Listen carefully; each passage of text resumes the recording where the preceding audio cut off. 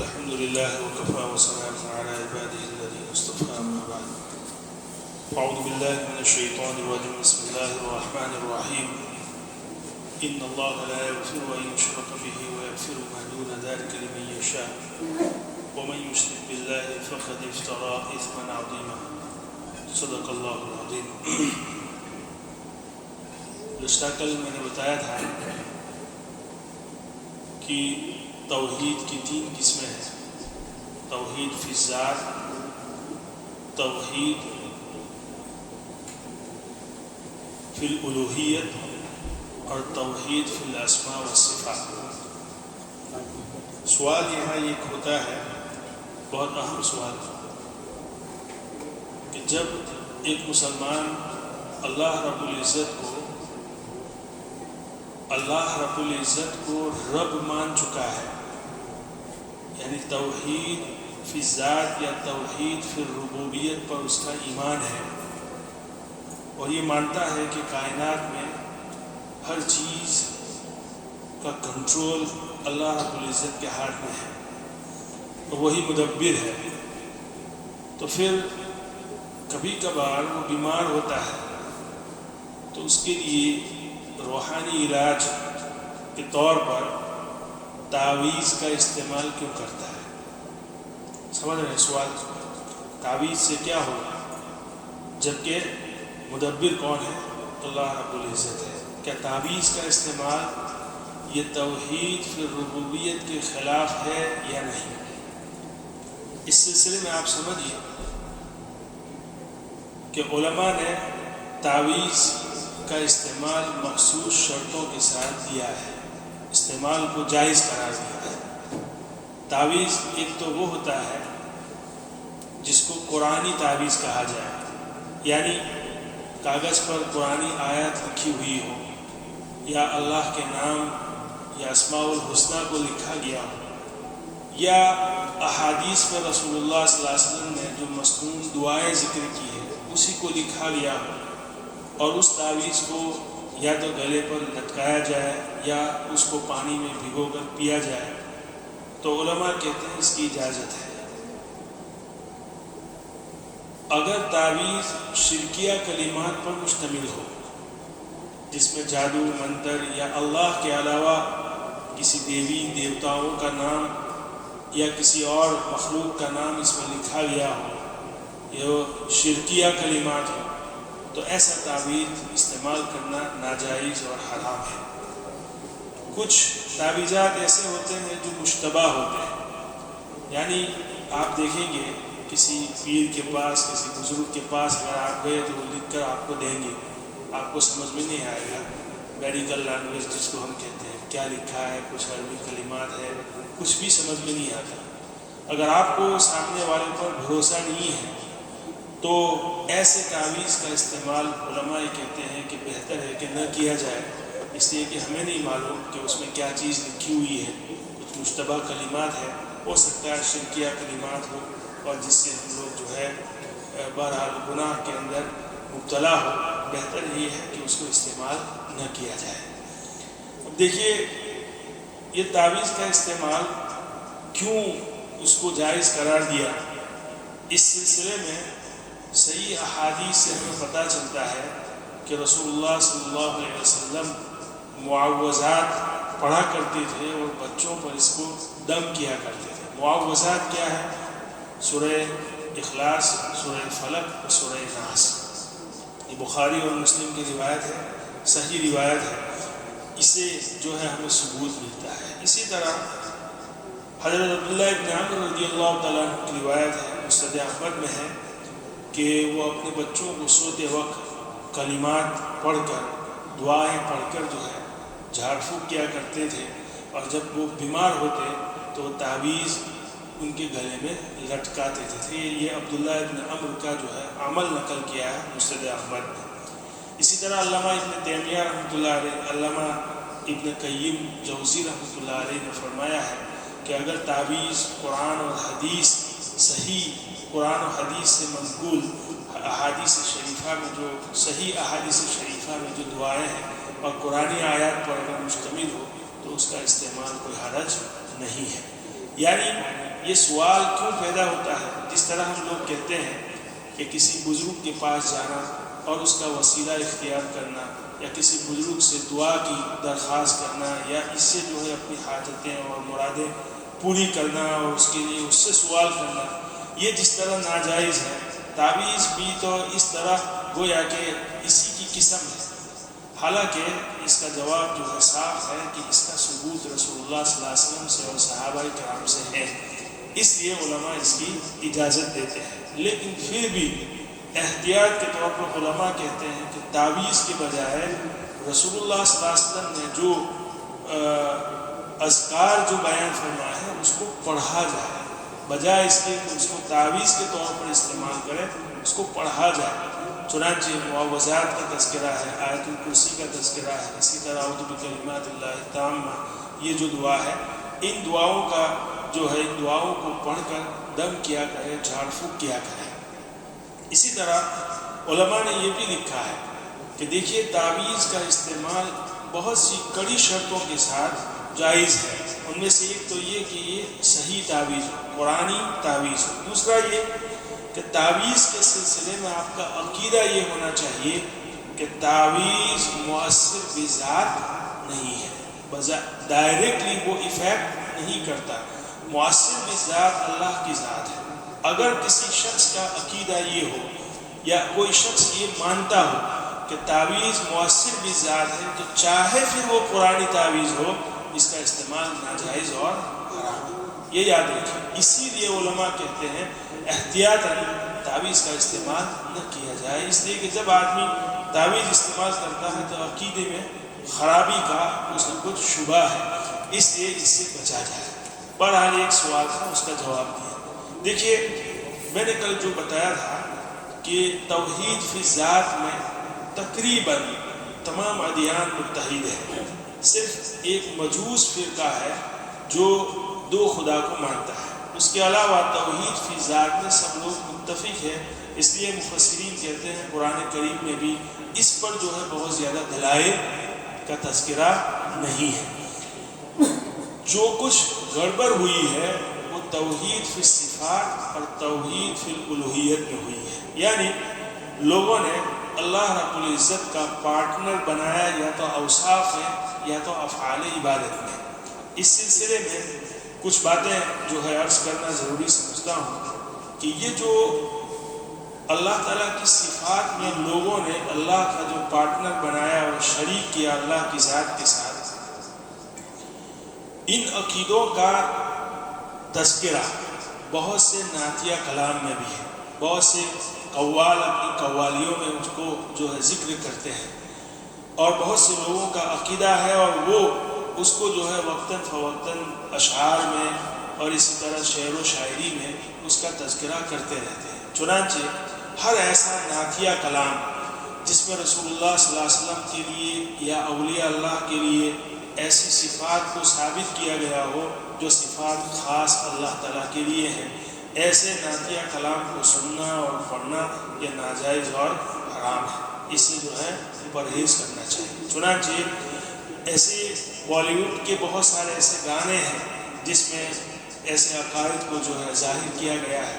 چنانچہ گانا ایسا گانا کہ جس میں میوزک ہو یا ڈھول تاشا یا بانسری جو ہے بجائی گئی ہو، تو ایسا گانا تو مطلقاً ناجائز ہے۔ رسول اللہ صلی اللہ علیہ وسلم نے فرمایا کہ گانا جب سنتا ہے آدمی تو اس کے دل میں نفاق اس طرح پیدا ہوتا ہے جیسے پانی کھیتی کو اگاتی ہے اور کھیتی پانی کے ذریعے کھیتی بڑھتی ہے، اسی طرح انسان کے دل میں جو ہے نفاق پیدا ہوتا ہے۔ اور عام ایک نیچرلی چیز ہے کہ جب آدمی کچھ سنتا ہے تو اس کو زبان سے ریپیٹ بھی کرتا ہے۔ تو بہرحال گانا تو ویسے بھی نہیں سننا چاہیے، لیکن ایسے گانے جس میں شرکیہ کلمات ہو یا ایسی چیزیں غیر اللہ کے لیے ثابت کی گئی ہو جو اللہ ہی کے لیے خاص ہے، تو بہرحال اس سے جو ہے پرہیز کرنا چاہیے۔ لیکن البتہ اس کے سننے سے یا بولنے سے یا اس کا تذکرہ کرنے سے آدمی کافر نہیں ہوتا، البتہ یہ شرک عمل ہے، اس سے توبہ کرنی چاہیے۔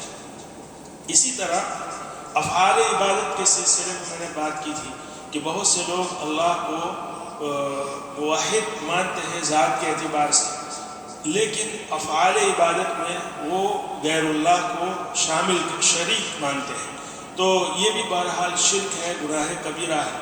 چنانچہ بہت سے ایسی ایکٹیویٹیز جس کو ہم لا علمی میں کر لیتے ہیں، تو اس سے بھی جو ہے آدمی کو بہرحال ایکٹیو رہنا چاہیے۔ مثال کے طور پر یوگا، ہندوستان میں جو ہے یوگا دراصل ایک ورزش ہے، لیکن علماء جو ہے مسلمان کے لیے اس کو ناجائز قرار دیتے ہیں، اس لیے کہ علماء کی تحقیق اس سلسلے میں یہ ہے کہ یہ دراصل ہندو مذہب، خصوصاً جو ہے ویدانت اور جین مذہب جو ہے، ان کے روحانی جو ایکٹیویٹیز ہیں، جیسے ہمارے یہاں صوفیاء کرام، ہم خانقاہی جو نظام ہے ہمارا، اس میں جو ہماری روحانی جو ایکٹیویٹیز ہیں، جو پیر اور ہمارے جو شیخ ہوتے ہیں جو اپنے مریدوں سے کرواتے ہیں، اسی طرح کی یہ ایک روحانی ایکٹیویٹیز ہے، اور اس سے جو ہے ہندو مذہب کی ترجمانی ہوتی ہے، اور اس میں ایک خاص قسم کا جو ورد بھی کروایا جاتا ہے، جیسے اوم ہے، اوم کا جھاپ کروایا جاتا ہے اس میں۔ اسی طرح جو بھی آدمی یوگا کو جوائنٹ کرتا ہے تو شروع میں سورج کے سامنے ان کو جھکنا پڑتا ہے، جس کو سوریہ نمن کہتے ہیں۔ یہ بہت ساری ایسی چیز ہے، ایسے افعال ہیں جو شرکیہ ہے، اس لیے علماء اس میں جو ہے اس کو ناجائز قرار دیتے ہیں کہ یوگا مسلمان کو نہیں کرنا چاہیے۔ بہت سے لوگ تو یہ کہتے ہیں کہ نماز میں جس طرح کے آسن کیے جاتے ہیں، یعنی اس کو ہم آسن نہیں کہیں گے نعوذ باللہ، یوگا میں جو آسن کیے جاتے ہیں، جو ایکٹیویٹیز ہے، وہ بیان ہی وہ ہے جو نماز میں کی جاتی ہے۔ گویا کہ بہت سے ایسے لبرل مسلمان اس کو نماز کے ساتھ تشبیہ دیتے ہیں، نعوذ باللہ، حالانکہ یہ بات غلط ہے۔ اسی طرح آپ نے دیکھا ہوگا یہ کراٹے دراصل یہ جاپانی مارشل آرٹ ہے، کراٹے جو سیکھتا ہے آدمی، یہ کراٹے کیا ہے؟ دراصل یہ جسمانی ورزش ہے، اور سیلف ڈیفنس کے لیے اس کو سیکھا جاتا ہے، اور دوسرے بھی اس کے مقاصد ہیں، لیکن اس کو جو ہے اس میں بہت سارے پروٹوکول ہیں۔ ان پروٹوکول میں سے میں نے دیکھا یوٹیوب پر 5 6 یا 7 ہیں، ان میں سے سب سے پہلی بات جو ہے کہ جو بھی یہ کلاس جوائنٹ کرتا ہے تو 3 چیزیں ابتدائی طور پر ان کو کرنی پڑتی ہے کہ جو بھی کلاس کے جو ساتھی ہیں ان کا انتہائی درجے میں رسپیکٹ اور احترام، اور خصوصی جو ٹیچر ہے اس کا احترام اور اس کو عزت دینا یہ بہت ضروری ہے، جو کلاس جوائن کرتا ہے۔ ان میں سے ایک عمل ہے شروع میں اور اخیر میں، جب کلاس شروع ہو اس وقت اور کلاس جب ختم ہو اس وقت ٹیچر کے سامنے جھکا جاتا ہے، یعنی سر کو جھکایا جاتا ہے۔ یہ ایک ٹریڈیشنل عمل ہے، علماء جو ہے کہتے ہیں اس سلسلے میں یہ ایک شرک کا عمل ہے، اس سے جو ہے آدمی کو پرہیز کرنا چاہیے۔ اسی طرح آپ نے دیکھا ہوگا بہت سارے ویڈیو میں کہ لوگ پیر کے سامنے، بزرگوں کے سامنے جو ہے جھکتے ہیں، پیشانی جو ہے ان کے پیروں میں رگڑتے ہیں۔ بہت سے لوگ، ہندوستانی کلچر ہے ہمارا ہندوؤں کا، چونکہ ہم لوگ ہندوستان دراصل جو ہے وہ ہندو اکثریت ملک ہے، چنانچہ ان کی بہت ساری تہذیبیں ایسی ہیں جو لا علمی میں مسلمانوں میں بھی در آئی ہے، حالانکہ مسلمان لا علمی اور جہالت میں یہ کام کرتے ہیں، حالانکہ یہ سب جو ہے شرکیہ اعمال ہے، اس سے بچنا چاہیے۔ مثال کے طور پر بڑے بزرگ کے سامنے یا ماں باپ کے سامنے یا اپنے سینئر استاد کے سامنے جو ہے لوگ جھکتے ہیں، اپنا سر جھکاتے ہیں، رکوع کرتے ہیں، یا بہت سے لوگ جو ہے ماں باپ کا پیر چومتے ہیں اور سجدہ بھی کرتے ہیں، تو علماء کہتے ہیں یہ شرکی اعمال ہے، اس سے جو ہے مسلمان کو پرہیز کرنا چاہیے، یہ گناہ کبیرہ ہے۔ زیادہ سے زیادہ کسی کی تعظیم میں اگر کسی چیز کی اجازت ہے تو وہ دست بوسی کی یا پیشانی کو چوما جائے یا ہاتھ کو چوما جائے، یہ صحابہ کرام سے ثابت ہے یہ عمل، تو اس کی اجازت ہے۔ اس کے علاوہ جو ہے دوسری جو ایکٹیویٹیز ہے اس کو بہرحال حرام اور ناجائز قرار دیا ہے۔ خلاصہ یہ ہے میرے دوستوں کہ ہم پکے موحد بنیں، پکے موحد۔ توحید کا جو ہمارا عقیدہ ہے وہ گڑبڑ نہیں ہونا چاہیے، اس میں بہت زیادہ تفصیل ہے، جزئیات اگر ہم بیان کرتے رہیں گے تو پھر آگے نہیں بڑھا جائے گا، اس لیے جو ہے اس کو یہیں پہ ختم کرتے ہیں۔ دوسرے نمبر کی جو چیز ہے، آخری بات بتاتا ہوں کہ ایمان مفصل میں دوسرے نمبر کی چیز ہے وہ فرشتوں پر ایمان، و ملائکتہ، اللہ کے فرشتوں پر ایمان لایا جائے۔ فرشتوں پر کیا ایمان لانا ہے؟ یعنی فرشتوں کے سلسلے میں وہ تمام باتیں جو قرآن اور حدیث سے ثابت ہے اس کو ہمیں ماننا ہے۔ قرآن اور حدیث سے کیا ثابت ہے؟ سب سے پہلی بات، فرشتے اللہ کی ایک مخلوق ہے، اللہ رب العزت نے ان کو نور سے پیدا کیا ہے۔ اسی طرح ان کے بارے میں یہ ہے کہ یہ عام حالات میں دکھائی دینے والی مخلوق نہیں ہے، یعنی انسان ان کو دیکھ نہیں سکتا الا یہ کہ اللہ جسے چاہے۔ جیسے حدیث میں آتا ہے کہ بہت سارے انبیاء کو انسانی شکل میں حضرت جبرائیل علیہ السلام کی زیارت ہوئی ہے۔ حضرت عائشہ صدیقہ رضی اللہ تعالیٰ عنہ کی 2 روایتیں ہیں بخاری میں، فرماتی ہے کہ آپ صلی اللہ علیہ وسلم نے حضرت جبرائیل کو اپنی شکل میں، انسانی شکل میں نہیں، انسانی شکل تو حدیث جبرائیل میں نے بیان فرمایا، حضرت جبرائیل کو ان کی شکل میں آپ صلی اللہ علیہ وسلم نے 2 مرتبہ دیکھا ہے۔ ان کے 600 پر تھے اور پورے افق پر پھیلے ہوئے تھے۔ بہرحال یہ صحیح احادیث سے ثابت ہے، اس کو ماننا ضروری ہے۔ فرشتوں کا انکار یہ بنیادی عقیدے کا انکار ہے جس سے انسان ایمان سے نکل جاتا ہے۔ تو ایک چیز تو یہ ثابت ہے۔ دوسری چیز یہ ثابت ہے، لا یعصون اللہ ما امرهم ویفعلون ما یؤمرون، کہ اللہ رب العزت نے فرشتوں کو ایک مخصوص کام سپرد کیے ہیں، چنانچہ وہ اس میں کبھی نافرمانی نہیں کرتے، مسلسل اللہ کی عبادت کرتے ہیں اور اللہ کی اطاعت مسلسل کرتے ہیں، وہ کبھی بھی اللہ کے حکم کی نافرمانی نہیں کرتے۔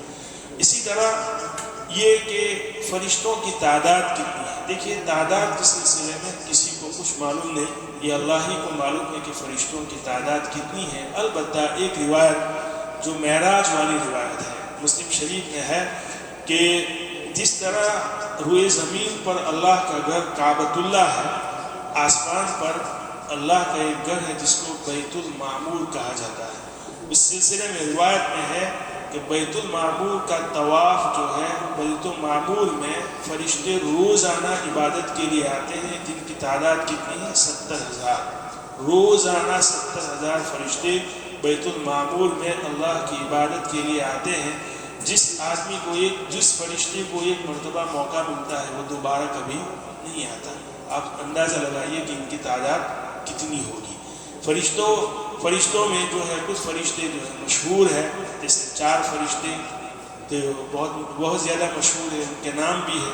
مثال کے طور پر حضرت جبرائیل علیہ السلام نے وحی لانے کا کام اللہ نے ان کو سپرد کیا ہے۔